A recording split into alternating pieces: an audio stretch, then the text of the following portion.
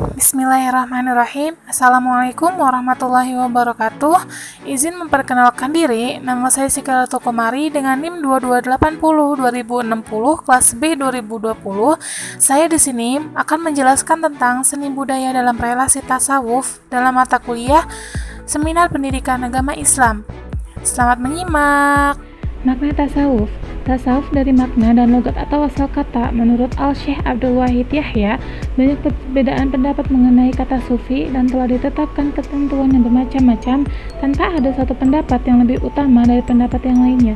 Berdasarkan pendapat para ahli tasawuf tentang arti tasawuf menurut bahasa tersebut di atas, dapatlah diambil kesimpulan bahwa nama-nama dan istilah menurut bahasa adalah arti simbolik yang bermakna kebersihan dan kesucian untuk senantiasa berhubungan dengan Allah, untuk mencapai tingkat ma'rifat dan untuk menjadi manusia berkualitas atau insan kamil.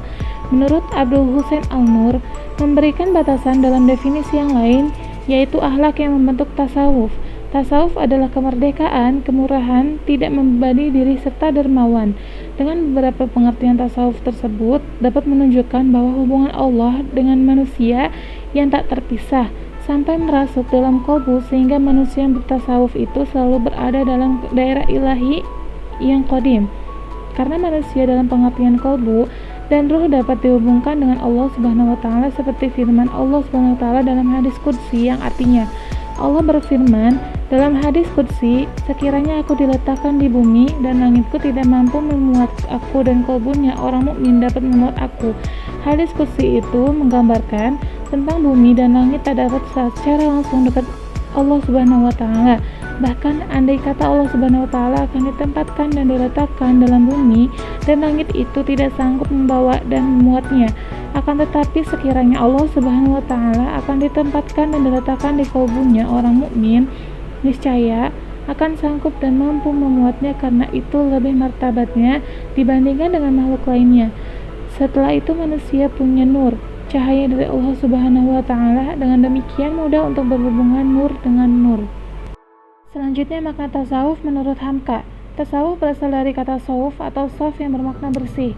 Tasawuf yakni proses pembersihan diri pada aspek batiniah melalui amaliyah dan olah jiwa atau terapi lahir batin.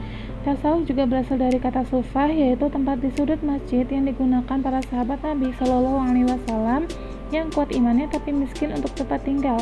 Tasawuf dari kata sawuf, yaitu pakaian dari wol dari bulu domba, di mana bulu domba adalah lambang kemiskinan saat itu yang sering dipakai sahabat Nabi Shallallahu Alaihi Wasallam yang mengkhususkan diri dalam ibadah dalam hidupnya. Kemudian secara definisi, tasawuf diartikan sebagai cabang studi keislaman yang mengkaji filsafat agama dan hikmah. Tasawuf merupakan jalan pembinaan karakter sebagai cara menciptakan pribadi yang sempurna.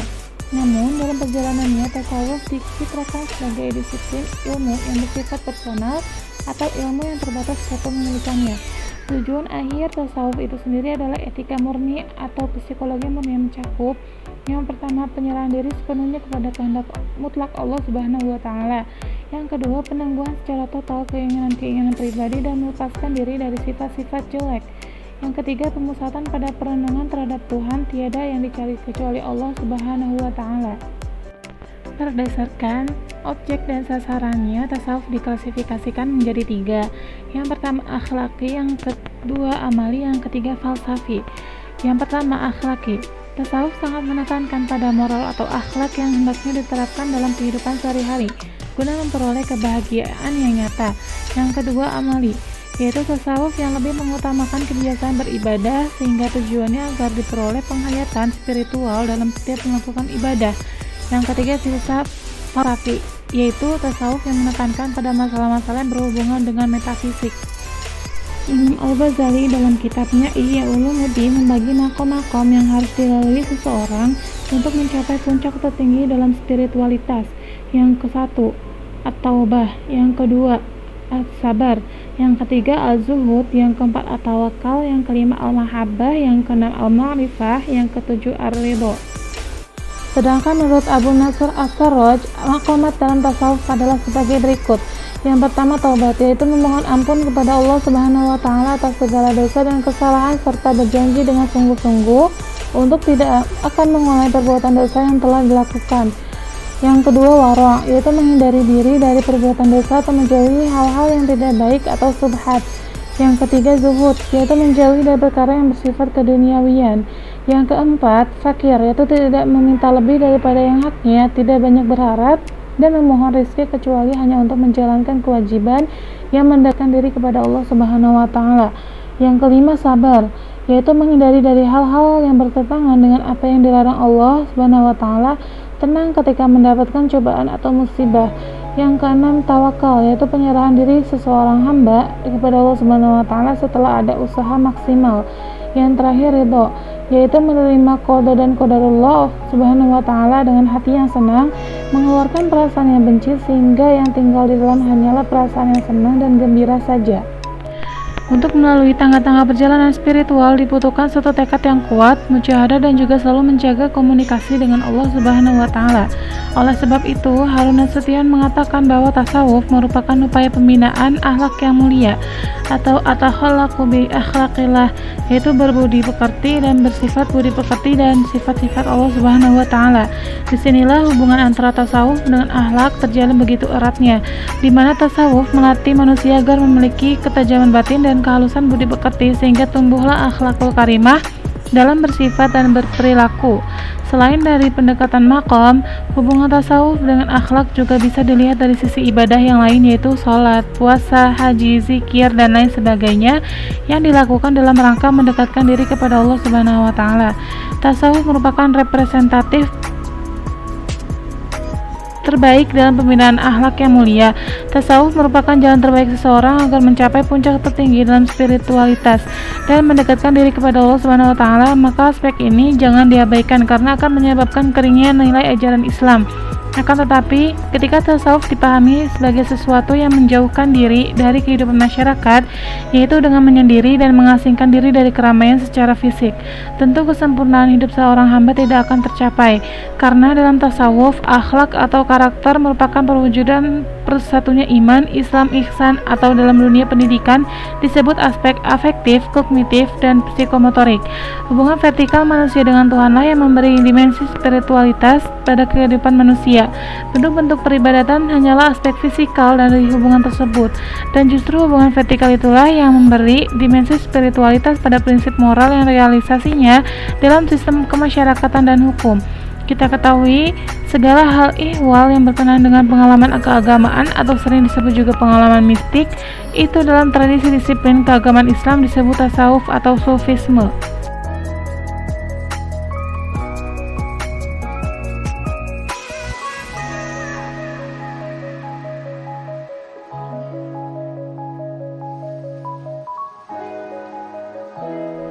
Buya Hamka lebih melihat tasawuf dari aspek moral atau akhlak. Ia menyatakan bahwa tasawuf artinya membersihkan budi pekerti dari sifat-sifat dan perangai-perangai tercela seperti khianat, takabur memenuhinya dengan akhlak mulia. Tasawuf juga berarti membersihkan jiwa, membersihkan batin. Tasawuf mengajak untuk mengenal rahasia besar yang tersembunyi di dalam, yaitu mengenal Allah Subhanahu wa Ta'ala dengan jalan menghaluskan perasaan, menyibukkan jiwa dengan berzikir, mengingat selalu kepada Allah Subhanahu wa Ta'ala, menjadikan ingatan kepada benda materi menjadi berkurang. Prinsip asasi sufisme adalah bahwa tidak ada wujud mutlak kecuali Allah Subhanahu wa Ta'ala dan jiwa manusia adalah limpahan dari wujudnya.